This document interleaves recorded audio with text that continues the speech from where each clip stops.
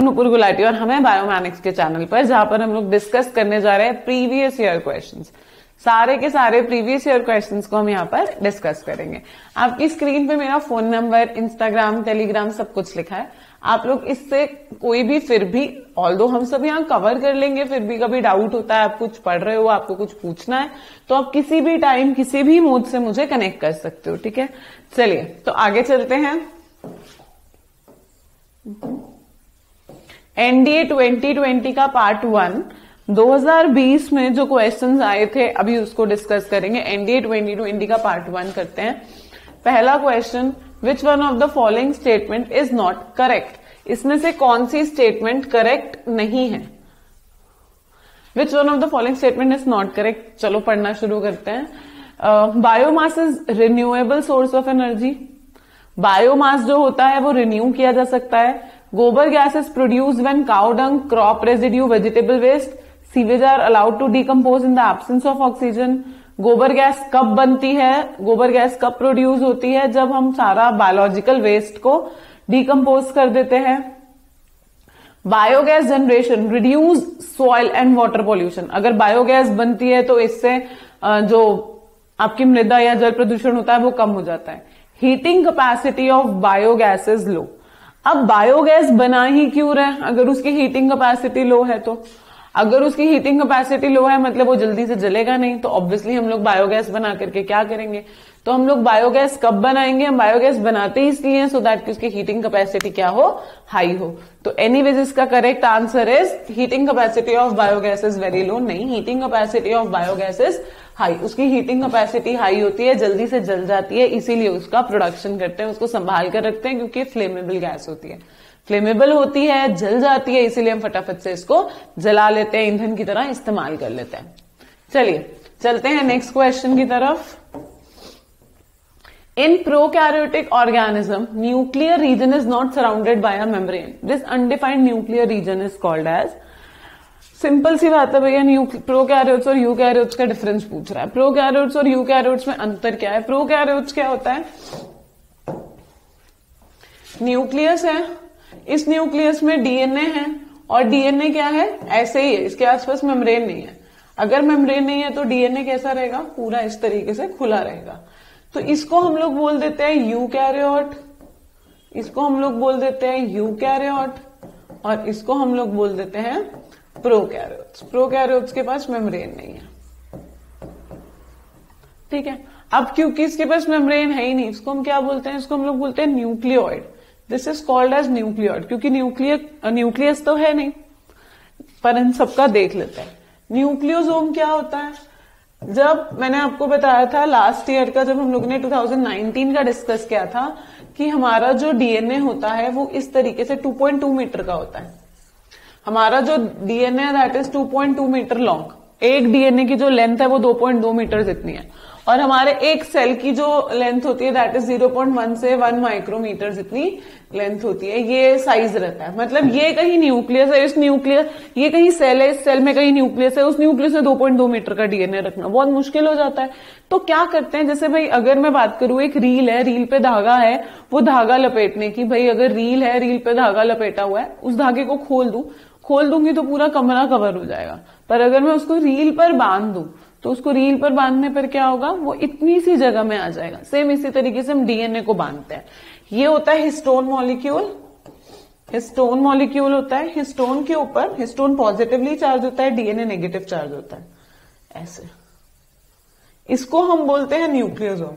This is called as nucleosome. ये nucleosome का structure है। न्यूक्लियोसोम में क्या है? रेड कलर का डीएनए है, ब्लैक कलर का क्या है? That is histone molecule. ये हिस्टोन है। हिस्टोन पॉजिटिव चार्ज होता है, और इसके ऊपर जो डीएनए है that is negatively charged. Nucleolus क्या होता है? इस न्यूक्लियस पर एक छोटी सी एंट्री गेट होता है, इस न्यूक्लियस पर एक छोटा सा एंट्री गेट होता है, जैसे न्यूक्लियोलस बोलते हैं। न्यूक्लिक एसिड क्या होता है? न्यूक्लिक एसिड में आ जाता है आपका डीएनए और आरएनए, इसको न्यूक्लिक एसिड बोलते हैं। तो इसका करेक्ट आंसर इज न्यूक्लियोइड। केंद्रकाभ, केंद्रकाभ क्या होता है? केंद्रकाभ होता है भैया जिसके आसपास मेम्ब्रेन ना हो, उसे न्यूक्लियोइड बोलते हैं, केंद्रकाभ बोलते हैं। तो चलिए नेक्स्ट क्वेश्चन की तरफ। इसमें से कौन सा प्लांट टिश्यू है जिसके पास में डेड सेल्स पाए जाते हैं? इसके पास में कौन सा प्लांट टिश्यू है जिसके पास में डेड सेल्स पाए जाते हैं? डेड सेल्स मतलब मरे हुए सेल्स। अब इसमें से बात करते हैं अजीवित कोशिका, अजीवित ऊतक कौन से होते हैं? Epidermis, parenchyma, collenchyma, sclerenchyma. चलो, एपिडर्मिस क्या होती है? स्क्वैमस टिश्यूज होते हैं, उसकी फ्रंट लेयर, हमारे पास भी जो फ्रंट लेयर है दैट इज एपिडर्मिस। तो ये क्या है सारी? This is called as epidermis. ये एपिडर्मिस रहती है, इसको एपिडर्मिस बोलते हैं। पैरेन्काइमा क्या होते हैं? छोटे छोटे से टिश्यूज होते हैं जिसके आसपास में कोई ज्यादा मोटाई नहीं होती, इसकी वजह से इसके बीच में गैप्स ज्यादा होते हैं, इसको पैरेन्काइमा बोलते हैं। पैरेन्काइमा न्यूली फॉर्म टिश्यूज होते हैं, नए नए बने हुए टिश्यूज होते हैं। क्योंकि ये न्यूली फॉर्म टिश्यूज होते हैं इसीलिए, क्योंकि ये एकदम न्यू फॉर्म्ड टिश्यूज होते हैं, इसीलिए क्या होता है, ये फ्लेक्सिबल होते हैं, इजीली हिल जाते हैं, न्यू बन जाते हैं। जैसे पत्तियां, अगर पत्तियां, ब्रांचेस, स्टेम्स बिल्कुल नए बने हुए हैं तो ये पैरेन्काइमा होता है। इसके बीच में गैप्स ज्यादा होता है, पिच ज्यादा होते हैं, इसलिए ये बहुत ज्यादा सॉफ्ट होता है, बहुत ज्यादा इजीली टूट जाता है। फिर क्या होता है, धीरे धीरे ये थोड़ा सा बूढ़ा होने लगता है, इसके आसपास थोड़ी थोड़ी सी चौड़ाई आने लगती है, मतलब एक केमिकल आने लगता है। This chemical is called as lignin. इस केमिकल को हम बोलते हैं लिग्निन, इस केमिकल को बोलते हैं लिग्निन। और ये लिग्निन की लेयर आ जाती है जिसकी वजह से जो ये होता है कोलेनकाइमा होता है, इसके ऊपर में कवर चढ़ जाता है, जिसकी वजह से ये क्या करता है, इजीली फ्लेक्सिबल, मतलब प्रॉपर फ्लेक्सिबल, बहुत ज्यादा फ्लेक्सिबिलिटी शो नहीं करता, प्रॉपर फ्लेक्सिबिलिटी शो नहीं करता। मूवमेंट तो जरूर देता है ये, बट उतनी फ्लेक्सिबिलिटी नहीं रहती। स्क्लेरेन्काइमा क्या होता है? स्क्लेरेन्काइमा तो ये है, सारा ही लिग्निन लिग्निन है, जरा जरा सा टिश्यू है, ये सब लिग्निन है। ये रहा टिश्यू, ये रहा टिश्यू, बाकी सारा क्या है? लिग्निन है। बीच में छोटा छोटा सा टिश्यू है, बाकी सारा क्या होता है? लिग्निन होता है। तो ये क्या करता है भाई, ये एकदम डेड सेल होता है, क्योंकि लिग्निन इतना ज्यादा आ जाता है कि पूरा का पूरा ये डेड हो जाता है। इसका ध्यान रखिएगा, लिग्निन भी होता है, लिग्निन की वजह से डेड होता है। ये भी आपको मिलेगा प्रीवियस ईयर में, हम करेंगे आगे जब नेक्स्ट ईयर्स के, जब 2016, 15, 14 ये वाले ईयर्स करेंगे तो देखना आपको ये भी मिलेगा। तो चलिए, स्क्लेरेन्काइमा, इसका करेक्ट आंसर क्या हुआ? दृढ़ोतक। दृढ़ोतक क्या हुआ भाई? जो सबसे ज्यादा सॉलिड है, इसमें फ्लेक्सिबिलिटी नहीं होती, कंप्लीटली डेड होता है। क्योंकि डेड होता है, क्या करता है? पेड़ की बाहरी परत को बना देता है। चलिए चलते हैं नेक्स्ट क्वेश्चन की तरफ। Cartilage is not found in, cartilage कहां नहीं पाया जाता? कार्टिलेज क्या होता है? Cartilage are called as soft bones, जो फ्लेक्सिबल होती है। ये आउटर पिन्ना है कान का, आप इसे दबाओ, मुड़ गया, दिस इज कार्टिलेज। आपकी नोज है, ये नोज जो आगे वाला हिस्सा है ये तो बोन है, पर जो इसका टिप है दैट इज कार्टिलेज। ईयर हो गया, नोज हो गया, उसके बाद क्या? लैरिंग्स। लैरिंग्स क्या होते हैं भाई? एक ऑर्गन होता है जिसे साउंड बॉक्स बोलते हैं। ये कंप्लीटली एक साउंड बॉक्स होता है। इस साउंड बॉक्स के पास में ट्रैकियाज रहते हैं, ट्रैकिया सी शेप का कार्टिलेज होता है, कार्टिलेज। तो इसका करेक्ट आंसर क्या हुआ? Urinary bladder. हमारे पास कार्टिलेज कहां नहीं पाया जाता? जो यूरिनरी ब्लैडर होता है that's a muscular organ, complete muscle का बना हुआ है ऑर्गन है, तो इसीलिए इसके पास में कार्टिलेज नहीं पाया जाता। तो इसका करेक्ट आंसर क्या हुआ? Urinary bladder. आगे चलिए, the part of human I on which the image is formed.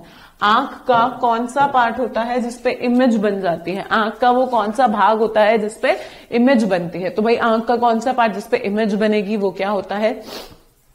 वो होता है आपका रेटिना। आंख के पीछे एक परत होती है, जिसको टीवी देखते थे बचपन में, टीवी अगर कभी ध्यान हो किसी को, मतलब आप लोगों के बचपन में नहीं, आप लोगों के दादा दादी के बचपन में कभी उनका पुराना टीवी उठा के देखा हो या पता हो, क्या करते थे? एक पर्दा होता था व्हाइट से कलर का, उसके ऊपर बस जैसे प्रोजेक्टर्स होते हैं उस तरीके से मूवीज चलती थी। ऐसे ही भाई हमारे यहाँ पर क्या होता है, आंख के अंदर इसी तरीके का एक प्रोजेक्टर होता है।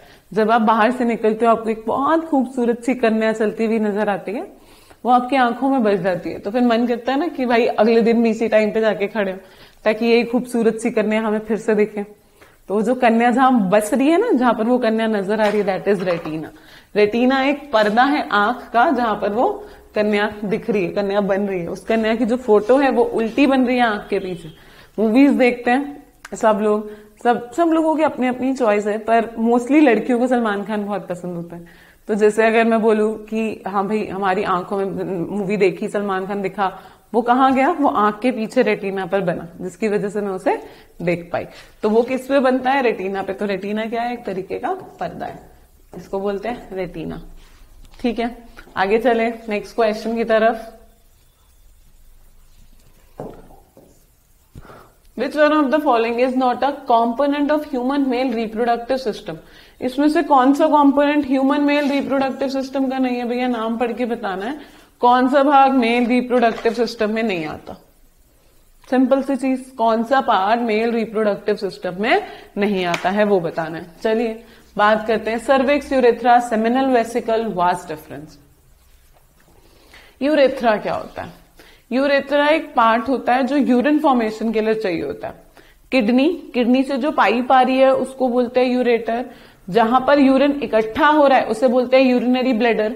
यूरिनरी ब्लैडर जब भर जाता है, जैसे आप लोगों के घर में एक मोटर है, मोटर के पास में एक बेल लगी होती है, जैसे ही मोटर में पानी भर जाता है वो तुरंत बेल बजा देते हैं कि भैया मोटर की टंकी बंद की जाए, पानी भर गया है। वो कैसे होता है भाई, बाहर जो टंकी है उसके बिल्कुल अपर सरफेस पे एक तार लगा दिया, पानी जब नीचे है तो तार तक पानी नहीं पहुंच रहा, करंट फ्लो नहीं हो रहा, सर्किट पूरा नहीं हो रहा, पानी भरता गया, इसको टच कर गया। जहां पानी इसको टच कर गया वहां पर क्या हुआ, जैसे ही पानी इसको टच कर गया वहां पर बहुत जोर से अलार्म बजने लगा। नीचे घर में सर्किट पूरा हुआ, सर्कुलेशन पूरा हुआ, वहां पर नीचे क्या हुआ, अलार्म बजने लगा घर के अंदर, और घर के अंदर से पता लगा हमको पानी की टंकी भर गई है भैया, बंद कर दो मोटर, है ना। यही समझ में आया हम लोगों को।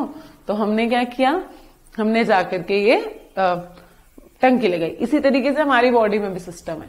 यूरिनरी ब्लैडर पे एक तार है जो ब्रेन से जुड़ती है। जब यूरिनरी ब्लैडर पूरा भर जाता है तो जाकर के ब्रेन को कहता है हाँ भाई बाहर निकालना है मुझे, इसको बोल जाए वॉशरूम। तो ब्रेन हमें बोलता है, अर्ज होती है कि यूरिनेट करें भाई, जाए वॉशरूम। तो वो अर्ज हम बॉडी में रहेगी। फिर हम लोग क्या करेंगे, थोड़ी देर, जैसे वॉशरूम नहीं है, बस में ट्रेवल कर रहे हैं, ट्रेन में ट्रेवल कर रहे हैं, तो हम थोड़ी देर शांत होकर के बैठ जाएंगे। फिर हम ब्रेन को समझाएंगे कि भाई वॉशरूम तो नहीं है, याद करेंगे उसके लिए कि भैया वॉशरूम तो नहीं है। फिर ब्रेन बोलेगा हाँ भाई वॉशरूम तो नहीं है, तो वो क्या करेगा, वहीं पर रख देगा, मतलब थोड़े टाइम के लिए वो बंद कर देगा।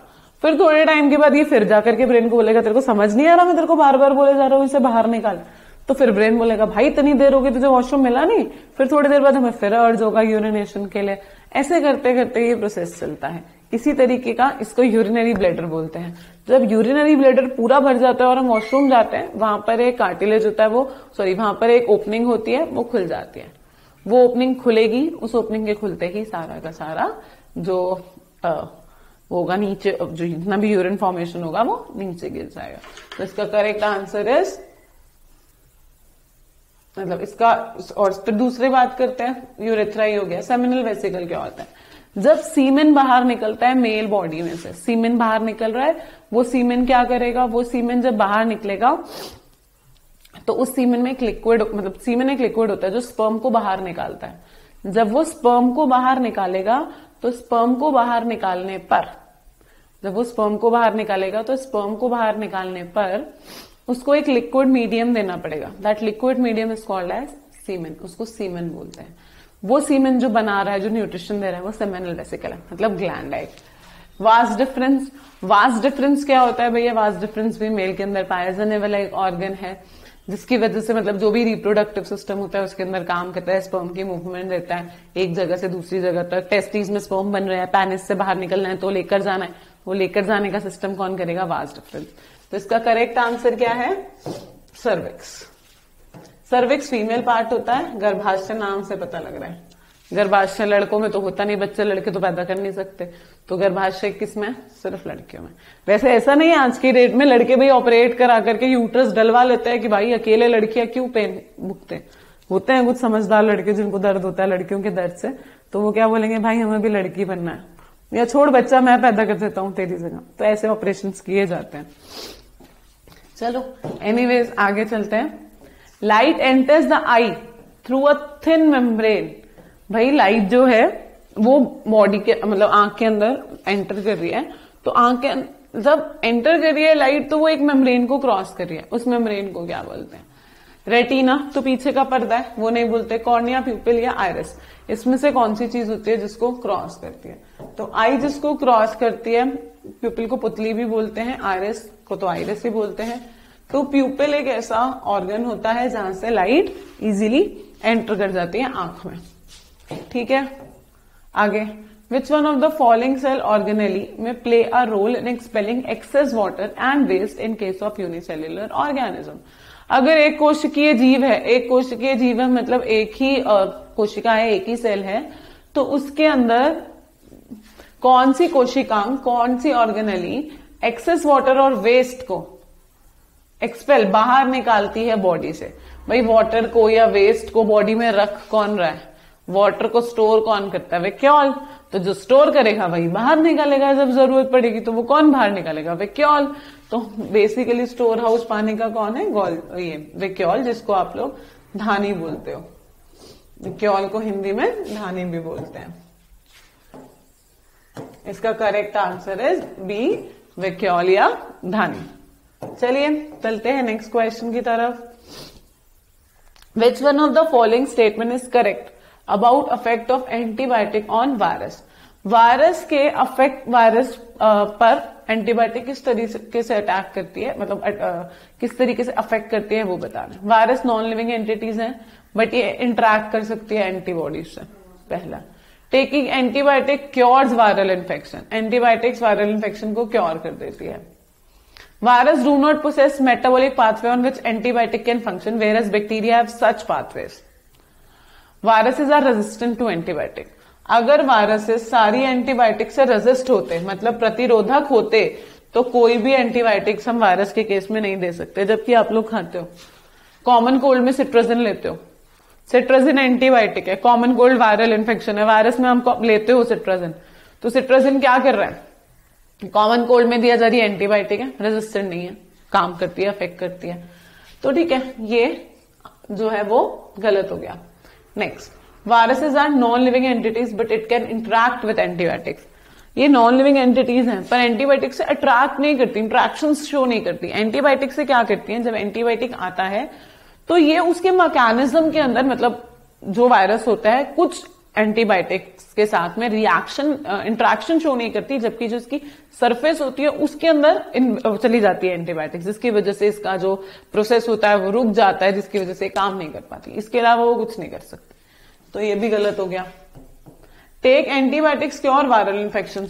हर वायरल इन्फेक्शन अगर एंटीबायोटिक से क्योर हो सकता तो हम एड्स की दवाई सबसे पहले खोजते हैं। इसीलिए आज तक कोरोना की दवाई नहीं आई। भाई कितने 3 साल हो गए ना हम लोगों को, 2 साल से भाई कोविड 1, कोविड 2, कोविड 3 दुखी हो गए।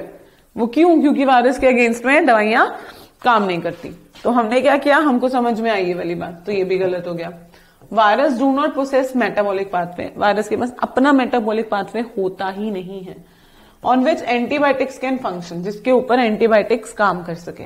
Whereas bacteria have such pathway. Bacteria के पास इस तरीके का पाथवे होता है, इसीलिए एंटीबायोटिक्स काम कर पाती है। इसका करेक्ट आंसर सी है। वायरस उपापचयी पथ्यों से युक्त नहीं होते जिन पर प्रतिजीवाणु कार्य कर सकते हैं, जबकि बैक्टीरिया में इस तरह के पथ होते हैं जिस पर एंटीबायोटिक इजीली काम करता है। तो इसका जो करेक्ट आंसर है वो क्या है? सी। इसका करेक्ट आंसर क्या है? सी। डन। आगे चलें। चलिए तो फिर अब इस क्वेश्चन की तरफ। Which of the following statement with regards to biosphere reserves are correct? इसमें से कौन सी स्टेटमेंट करेक्ट है? चलो पहला, the idea of biosphere reserve was initiated by UNESCO in 1973 and 74। Biosphere reserve जब बनाया गया तब यूनेस्को ने पहले 73-74 में ही बताया था कि इन एरियाज को प्रोटेक्ट किया जाए, सो दैट कि आने वाले समय में ये सब एक्सटिंक्ट हो जाएगा, नष्ट हो जाएगा। हमारे पास 18 designated biosphere reserve in India में, बिल्कुल ठीक, पर इसमें से कुछ साइट्स हैं which is of sites UNESCO के थ्रू। यूनेस्को सारे के सारे 18 बायोस्फीयर रिजर्व को अपने अंडर नहीं लाता। वैसे अगर मैं बात करूं तो 197 बायोस्फीयर रिजर्व है टोटल यूनेस्को में, पर यूनेस्को इंडिया के 18 बायोस्फीयर रिजर्व को अपने अंडर नहीं लेता। कुछ ऑफ साइट, जैसे तमिलनाडु में एक है, वो ऑफ साइट बायोस्फीयर रिजर्व है, वो इसको अपने अंदर कंसीडर ही नहीं करता है। तो चलिए नेक्स्ट पढ़ते हैं। All biosphere reserve in India has been included in the world network of biosphere reserve of UNESCO. ये मैंने अभी आपको बताया कि भैया जितने भी बायोस्फीयर रिजर्व है इंडिया के वो यूनेस्को इंक्लूड करता है, नहीं करता। There are some off sites too. तो इसमें कुछ ऐसी साइट्स है which are called as off sites, तो वो ऑफ साइट्स भी हैं इसमें। तो इसका करेक्ट आंसर क्या हुआ, मतलब इसमें क्या क्या करेक्ट है, इसमें 3 1 2 1 2 1 2 3, तो इसका ये ऑप्शन करेक्ट है क्योंकि इसमें फर्स्ट सही है, सेकंड सही है, थर्ड सही नहीं है। चलिए नेक्स्ट क्वेश्चन की तरफ चलते हैं। चलिए यहां पर क्लास को फिनिश करती हूं, मिलेंगे नेक्स्ट क्लास में न्यू ईयर के साथ में। प्रीवियस ईयर को छोड़कर नहीं जाना, मैं बार बार इसलिए बोलती हूं क्योंकि क्लासेस में, ऑफलाइन क्लासेस में प्रीवियस ईयर कराना नामुमकिन, नहीं कराया जा सकता, हम लोग नहीं बता पाते, नहीं एक एक क्वेश्चन कराना बहुत मुश्किल होता है, इसीलिए इस साइट पर कराती हूं क्योंकि प्रीवियस ईयर छोड़ना नहीं है। प्रीवियस ईयर में 1 सही 3 गलत, 1 सही है क्यों है, 3 गलत है क्यों है, क्योंकि कल क्या करेंगे वो इसी 3 पे क्वेश्चन बनाकर देंगे, तो इसीलिए इन प्रीवियस ईयर को छोड़कर नहीं जाना है। ठीक है, चलिए तो फिलहाल इस क्लास को फिनिश करती हूं। मुझे कोई प्रॉब्लम नहीं, आप लोग कहीं से भी करो पर प्रीवियस ईयर करके जाना है। ठीक है, फिर भी ज्यादा से ज्यादा शेयर कीजिएगा इस चैनल को सो दैट किसी को भी कोई भी मतलब रह ना जाए इस क्लासेस से। दूसरा नंबर आपके पास है, इंस्टाग्राम, टेलीग्राम, फेसबुक, आप किसी भी मोड पे मुझे कॉल मतलब मैसेज कर सकते हो, या मेरा नंबर है, आप लोग मुझे मैसेज कर सकते हो। फिर भी कोई प्रॉब्लम आती है तो हम ऑलवेज अवेलेबल विद यू, मुझे आप लोग टेक्स्ट कर दीजिएगा। फिलहाल इस क्लास को फिनिश करती हूँ, मिलती हूँ नई क्लास में न्यू टॉपिक के साथ, तभी तक के लिए टाटा बाय बाय।